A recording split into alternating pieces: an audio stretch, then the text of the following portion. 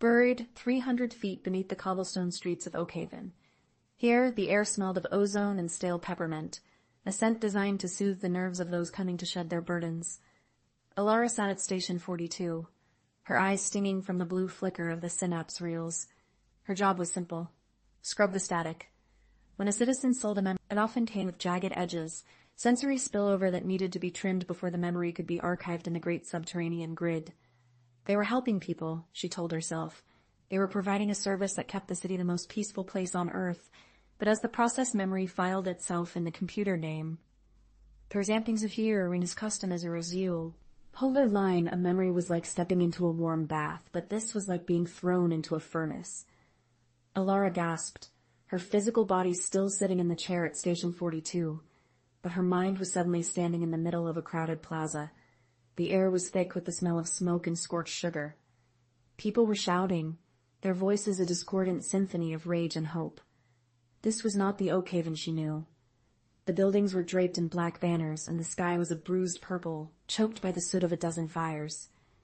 Example dialities as if a discordant symphony of rage and hope.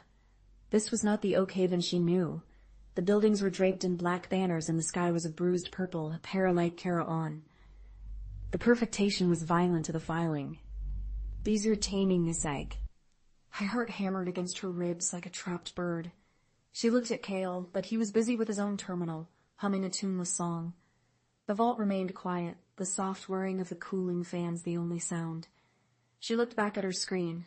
The Orphan Sector 7 file was gone, as if it had never been there. Cale, she whispered, her voice trembling. Have you ever heard of a revolution in Oakhaven? A con when the city was city, my office. Jakir resigned to his desk. I have a wife and 2 daughters, Alara. I like my life.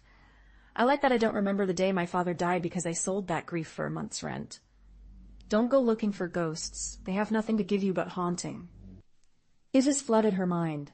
Israeldin nay numero ventilation shafts that smelled of dust and copper. When the night crew settled into their rhythm, she crept back to Station 42. Her hands shook as she bypassed the primary security firewalls. She had spent months studying the architecture of the grid, but she had never tried to break into the deep archive, the place where the unclaimable data was stored.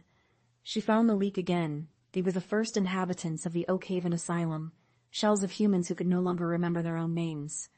It's all here, she whispered to the empty room. It was Strack every protest, every tear shed for a cause they made us forget. She saw the faces of the disappeared, the Casa consiles.